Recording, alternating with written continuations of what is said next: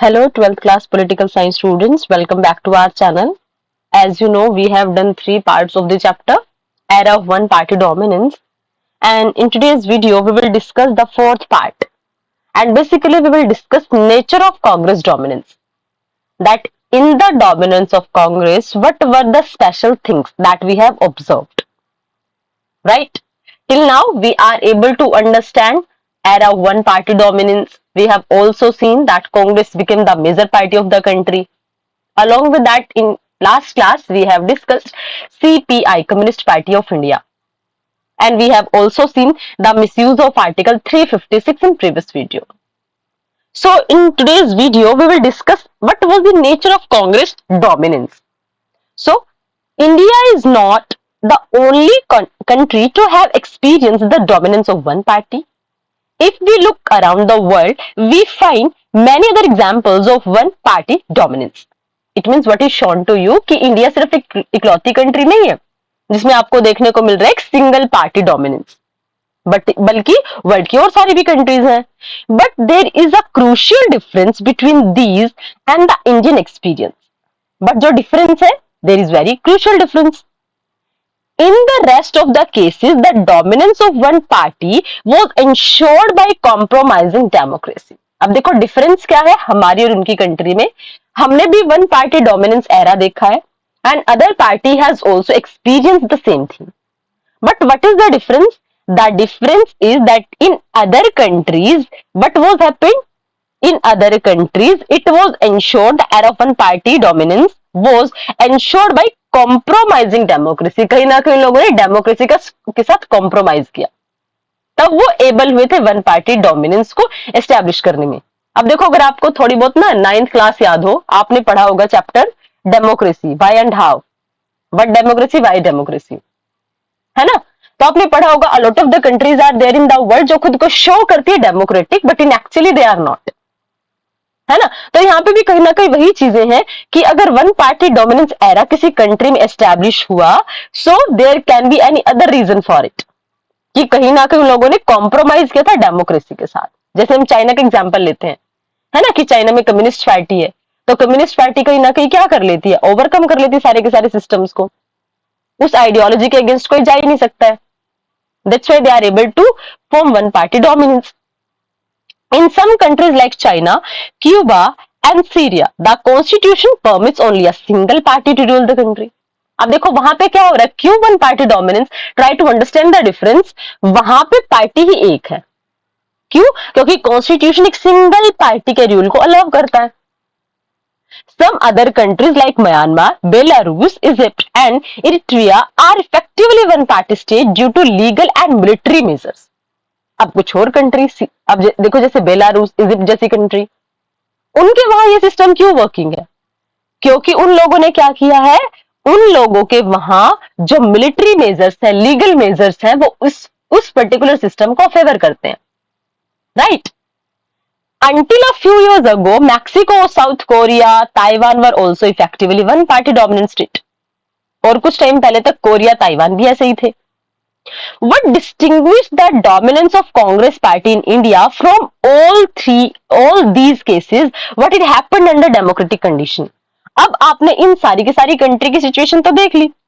You have seen कि और सारी क्लासेस में क्या और यहाँ क्या हो रहा था.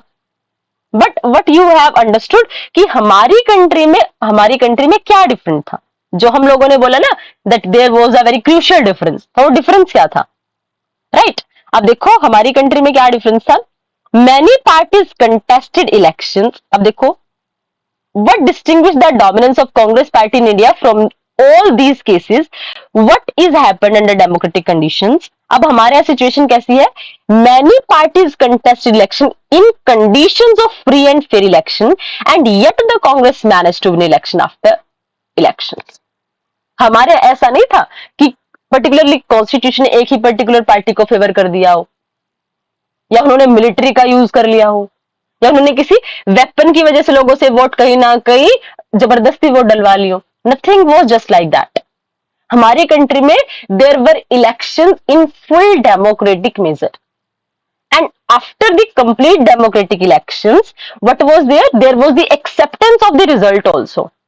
And not by the people but by the losers also.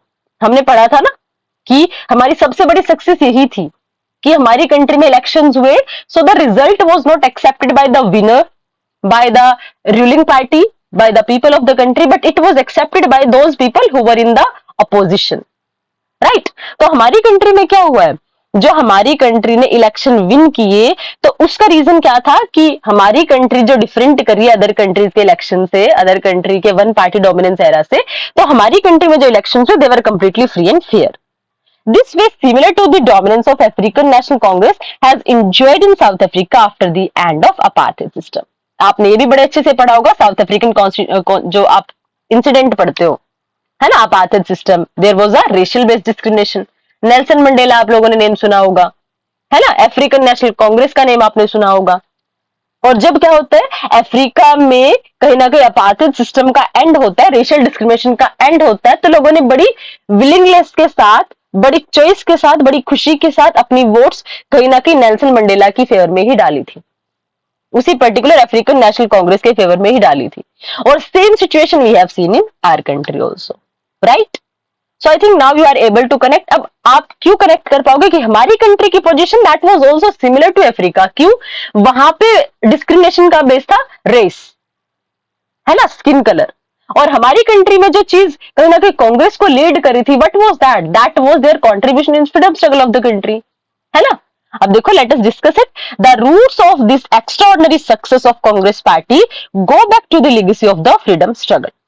हमारे यहाँ जो कांग्रेस जीती उसकी सक्सेस का रीजन था जो हमारे फ्रीडम स्ट्रगल की लीगेसी थी वो। Congress was seen as inheritor of the national movement, और कांग्रेस को क्या कंसीडर किया जाता था कि वो कहीं ना कहीं मतलब वंशज है ना, जो इनहेरिटर है नेशनल मूवमेंट की, जिसकी वजह से हमारी कंट्री को कहीं ना कहीं फ्रीडम मिली है, तो उसकी लीडर कांग्रेस पार्टी है। Many leaders who were in the forefront of that struggle were now contesting election as Congress candidate. और वही क्या लोग, जिन लोगों ने हमारे फ्रीडम स्ट्रगल में पार्टिसिपेट किया, अब वही लोग ऐसे थे जो हमारी कंट्री के इलेक्शंस में इलेक्शन को कंटेस्ट कर रहे थे after the independent India. The Congress was already a well-organized party, and by the time the other parties could even think of a strategy, the Congress had already started its campaign. और एक और reason क्या था, कांग्रेस के पास उसका सबसे बड़ा जो स्ट्रॉन्ग पिलर था उसकी थी, दैट वाज द लीगेसी, क्योंकि उन्होंने फ्रीडम स्ट्रगल में सबसे इंपॉर्टेंट रोल प्ले किया। तो जब लोग अपने उन्हीं लोगों को अपने लीडर की फॉर्म में देखते हैं ना, जिन्होंने उनको एक इंडिपेंडेंट इंडिया का विजन दिखाया और उसको कहीं ना कहीं रियलिटी में कन्वर्ट किया, तो लोग definitely emotionally they were connected with Congress party only. और दूसरा एक इंपॉर्टेंट रीजन क्या था कि जो दूसरी पार्टी थी, जब तक वो सोचती हमारा एजेंडा क्या होना चाहिए, हम क्या पॉलिसीज बनाएंगे, तब तक कांग्रेस अपना कैंपेन स्टार्ट कर देती थी। In fact many parties were form only around independence और आफ्टर दैट। और देखो, और बाकी पार्टीज कैसे बनी हमारी कंट्री में, या तो इंडिपेंडेंस के बिल्कुल नजदीक या फिर उसके बाद बनी। और कांग्रेस कब से बनी हुई थी, Congress that was formed in 1885 only. तो कांग्रेस तो कितनी पुरानी पार्टी हो गई, है ना। दस the Congress had the first of the blocks advantages, यानी कि सबसे फर्स्ट कांग्रेस पार्टी बनी थी, ये भी उसकी अपनी स्पेशल एडवांटेज थी। By the time of independence, the party had not only spread across the length and breadth of the country, as we had seen in the maps, but also had an organizational network down to the local level. सिर्फ ऐसा नहीं था कि पूरी की पूरी country में central level पे, स्टेट लेवल पे फैल गई, बल्कि कहीं ना कहीं कंट्री के जो, अगर आप देखते हो ना, इसके जो ऑर्गेनाइजेशन थे, ऑर्गेनाइजेशन नेटवर्क थे, वो बिल्कुल लोकल लेवल तक थे, ग्रास रूट लेवल तक थे। Most importantly, as the Congress was till recently a national movement, its nature was all inclusive. देखो, inclusive इसका मतलब क्या होता है? I hope आप लोगों ने ये टर्म सारी 11th क्लास में रीड की होंगी, but even then let me explain you. Inclusion क्या होता है? एक होता है एक्सक्लूजन, एक होता है इंक्लूजन। एक्सक्लूजन क्या होता है? जब आप किसी पर्टिकुलर ग्रुप को किसी पर्टिकुलर एक सिस्टम से बाहर कर देते हो। जैसे हमारी सोसाइटी में अनटचेबिलिटी थी, तो हमने उन लोगों को क्या कर दिया, एक्सक्लूड कर दिया, है ना, कि वो आप किसी पर्टिकुलर अपर कैटेगरी, जो सो कॉल्ड अपर कैटेगरीज हैं, उनके चीज को, ऑब्जेक्ट को भी टच नहीं करेंगे, उन पीपल को भी टच नहीं करेंगे। What was that? That was exclusion, कि आपने बाहर कर दिया उनको सिस्टम से। बट इंक्लूजन क्या होता है? इंक्लूजन मीन्स होता है सारी की सारी चीजों को कहीं ना कहीं अंदर करना, यानी कि कोई भी ऐसा पार्ट नहीं होना चाहिए that is excluded. All of the people should be in the one organization. ये कहीं ना कहीं ऑब्जेक्टिव बन गया कांग्रेस का. इसका नेचर वही था, ऑल इंक्लूजन, जिसमें सभी के लिए कहीं ना कहीं प्लेस था. All this factors contributed to the dominance of Congress party. तो आपको देखो, अभी तक आप लोगों ने जो पढ़ा, जो कांग्रेस पार्टी है उसके डोमिनेंस के reason you are able to get. क्यों कांग्रेस डोमिनेट कर पा रही थी? सबसे फॉरमोस्ट रीजन आपने स्टडी किया कि the most important reason was its legacy, है ना, जो फ्रीडम स्ट्रगल के टाइम पे इसने जो कहीं ना कहीं फ्रीडम स्ट्रगल से गेन की, और ये हमारी कंट्री की सबसे इंपॉर्टेंट पार्टी बन गई. उसके अलावा आपने क्या देखा? उसके अलावा आपने स्टडी किया कि उस टाइम पे कोई और ऐसी पॉलिटिकल पार्टी थी ही नहीं जो कहीं ना कहीं कांग्रेस से आप समझ सकते हो टक्कर ले सके, कंपटीशन दे सके. क्यों? क्योंकि और जो मेजर पार्टी हमारी कंट्री की वो या तो इंडिपेंडेंस के क्लोज बनी है या फिर इंडिपेंडेंस के बाद बनी है ना. और कांग्रेस क्या है? हमारी कंट्री की फर्स्ट पार्टी बनी थी, राइट. Although it was formed by a British authority, British officer, but even then कहीं ना कहीं हम कंसिडर करते हैं कि हमारी कंट्री की फर्स्ट पार्टी है ना. अब उसके बाद फिर क्या हुआ? उसके अलावा भी जो इंपॉर्टेंट रीजन था वो क्या था कि और पार्टी जब अपनी पॉलिसीज बनाने की सोचती थी कि हम ऐसी पॉलिसी बनाएंगे, ऐसे वर्क करेंगे, उससे पहले तो कांग्रेस अपना कैंपेन शुरू कर देती थी.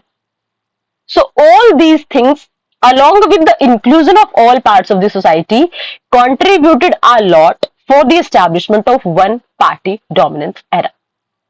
Hope everything is clear to all of you and the picture of that time is also in front of your eyes, right? So now we are going to study something about Dr. B.R. Ambedkar, father of Indian Constitution, most respected person you can say of Indian country, leader of anti-caste movement and the struggle for justice to Dalits, scholar and intellectual, मतलब इतनी quality. Anti caste movement के leader जिन्होंने struggle को lead किया, किसके किसके लिए था जो struggle? For the justice of Dalit people. Scholar, बहुत बड़े विद्वान, इतनी कई सारी तो पीएचडी डिग्री थी इनके पास. एंड इंटेलेक्चुअल, है ना, जो फार विजन, अपना कहीं ना कहीं बहुत ज्यादा फार विजन रखते थे. Founder of Independent Labour Party, Independent Labour Party के founder. Later founded Scheduled Caste Federation, बाद में शेड्यूल कास्ट फेडरेशन भी फाउंड किया. Plan the formation of the Republican Party of India, और क्या किया? रिपब्लिकन पार्टी ऑफ इंडिया को form करने का प्लान प्रोवाइड किया. Member of Viceroy Executive Council during the Second World War, और ये क्या थे? जो वॉइसरॉय की एग्जीक्यूटिव काउंसिल होती थी उसके वॉइसरॉय थे. चेयरमैन ड्राफ्टिंग कमेटी, हमारी जो ड्राफ्टिंग कमेटी बनी थी, जो सबसे इंपॉर्टेंट कमेटी थी कॉन्स्टिट्यूशन की, उसके हेड थे. ड्राफ्टिंग कमेटी क्या थी? जितनी भी अलग अलग डिफरेंट कमेटीज थी, all those committees they had to submit their report to drafting committee, and on the recommendation of all those committee, drafting committee was preparing the whole structure of Indian constitution, right? Draft यही prepare कर रही थी, और कहीं ना कहीं जो सबसे इंपॉर्टेंट टास्क था that was the drafting of constitution, and that was headed by Dr. B.R. Ambedkar. That's why he is considered as the father of Indian constitution also, right? After that, chairman drafting committee of constituent assembly, minister in Nehru first cabinet after independence. जब first हमारी cabinet बनी India की, उसमें minister भी बने. But what did he do? Resign in 1951 due to differences over the Hindu code bill. अब देखो, जो बेसिकली फीमेल्स को जो प्रॉपर्टी में राइट कहीं ना कहीं अब जाके मिले हैं, Hindu code bill was related to those female rights also, कि फीमेल्स को भी इक्वली फादर की प्रॉपर्टी में कहीं ना कहीं पार्ट मिलना चाहिए, इक्वल राइट्स मिलने चाहिए. वो सारी चीजें मेंशन थी हिंदू कोड बिल में. But the patriarchal mindset leaders they did not accept the major ideas of doctor B.R. Ambedkar, and that's why Ambedkar resign from his designation. उन्होंने अपने जो मिनिस्ट्रियल अथॉरिटी थी उससे रिजाइन कर दिया, राइट? उसके बाद फिर क्या हुआ? Adopted Buddhism in 1956 with 1000 of followers. और उन्होंने देखो क्या था, उनके लाइफ के एक्सपीरियंस आप लोगों ने सुने होंगे, अनटचेबिलिटी को बहुत ज्यादा टॉलरेट किया, और उन्होंने क्या फील किया कि जो रूट्स है ना कहीं वो हिंदुइज्म में है, कि इतना ज्यादा सोशल डिफरेंसेस हैं.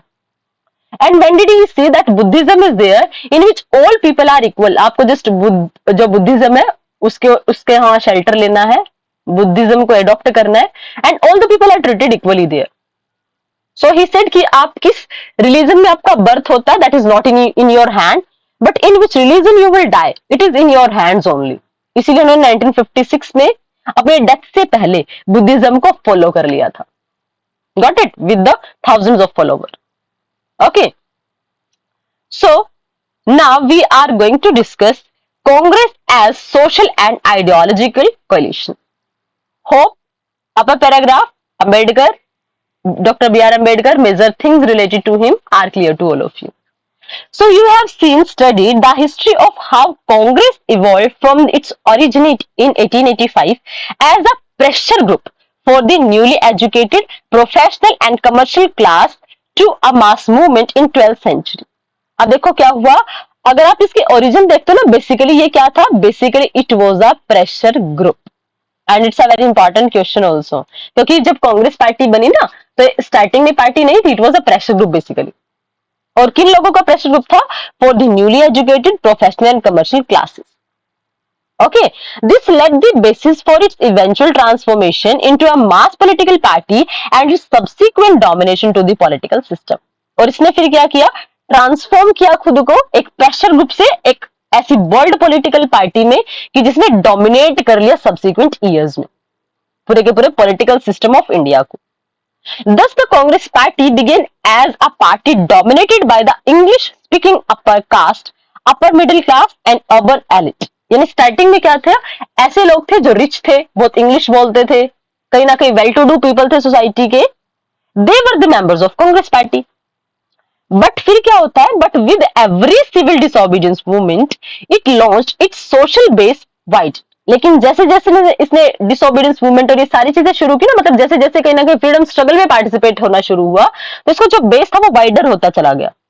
और आपने अभी पढ़ा था ना, जो इंक्लूजन होता है, that became the policy of the Congress. It brought together diverse group whose interests were often contradictory। और इन्होंने क्या किया? जितने भी डिफरेंट आइडियाज वाले लोग थे, सभी को इन्होंने एक करना शुरू कर दिया, जिनके आइडियाज बहुत ज्यादा कॉन्ट्राडिक्टरी थे। उसके बाद peasants, industrialist, urban dwellers, villagers, workers, owner, middle, lower, upper class and caste all found space in the Congress. इसीलिए इसको बोला गया इंक्लूसिव पार्टी, मतलब सभी का कहीं ना कहीं प्लेस था इसमें।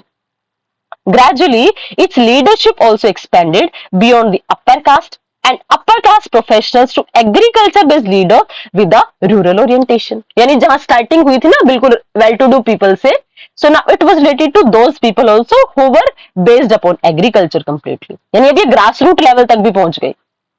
And by the time of the independence, the Congress was transformed into a rainbow. इसको इसलिए कांग्रेस को अम्ब्रेला ऑर्गेनाइजेशन भी कंसीडर करते हैं कुछ थिंकर्स। अब देखो क्या हुआ, transform into a rainbow like social coalition broadly representing India's diversity in terms of classes and caste, religions and languages and various interest. इसलिए इसको रेनबो, क्योंकि रेनबो में भी डिफरेंट कलर्स होते हैं, सो इसने भी क्या किया? Different diverse religion, caste, languages को कंबाइन कर दिया एक पर्टिकुलर रूफ के नीचे। And that's why it works as a rainbow organization, right? So many of these groups merged their identity within the Congress. Very often they did not and continue to exist within Congress groups and individual holding different beliefs. अब देखो फिर क्या हुआ, कुछ लोग ऐसे थे, many of these group merge their identity, कुछ ने तो अपनी आइडेंटिटी कांग्रेस के साथ मर्ज कर ली। मतलब जब कांग्रेस का बेस ब्रॉड होता चला गया ना, तो कुछ लोगों ने तो अपनी आइडेंटिटी कांग्रेस में मर्ज कर दी। Very often they did not and continue to exist। और फिर क्या किया किसी ने अगर नहीं किया तो they continue to exist within the Congress as group and individual। और उन्होंने क्या किया कि मतलब कांग्रेस के साथ वो रहेंगे बट अपनी एक इंडिविजुअलिज्म वो बना के रखेंगे।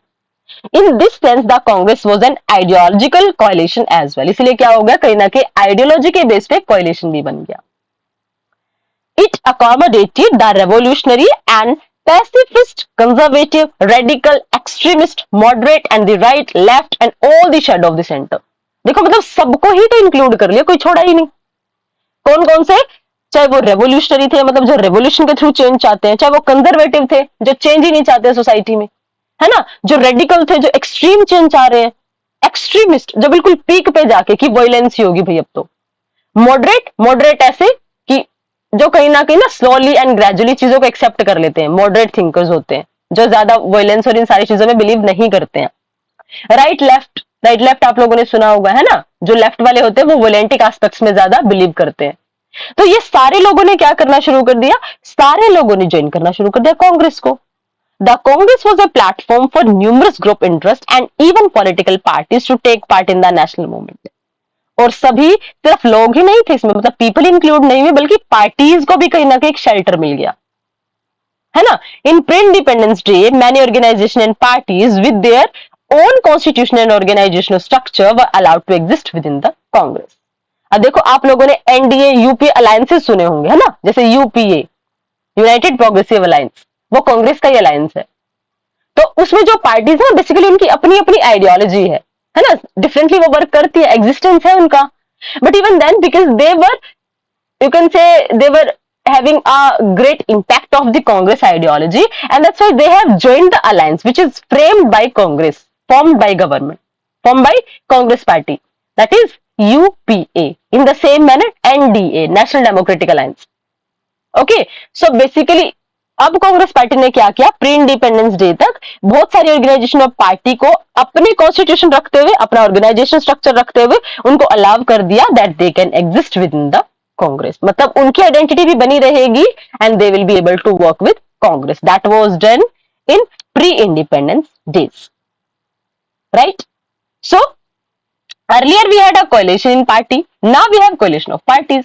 Does it mean that we have had a coalition government since 1952? क्या आपको लगता है ऐसा? Think upon it.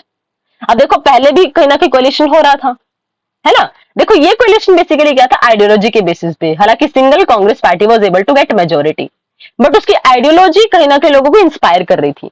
और आज बेसिकली क्या हो रहा है, अगर आप 2014 से पहले के इलेक्शंस की बात करोगे, so today we are having election for the formation of the government, क्योंकि single parties are not able to make the government, that is the difference basically. हालांकि आप कंसीडर मान सकते हो कि आइडियाज अगर कंबाइन हो रहे हैं तो कोलिशन गवर्नमेंट कहीं ना कहीं हम यहां से कंसीडर कर सकते हैं, हालांकि 1952 में नहीं, है ना। हालांकि Congress was able to frame the government, but even then parties were having, those parties who were having interest in the ideology, who were having faith in the ideology of Congress, they joined the Rainbow Organization, है ना। और and they are having their separate identity also. So this is whole about what we have studied about the Congress, and basically what we have studied that what was the social and ideological coalition of Congress, right. Hope till now everything is clear to all of you and we are able to get the major crux of the chapter till now. If you are having any kind of doubt and query, feel free to ask your question in comment section. Next part we will do in next video. Till then keep learning, stay connected. Thank you. Thanks a lot.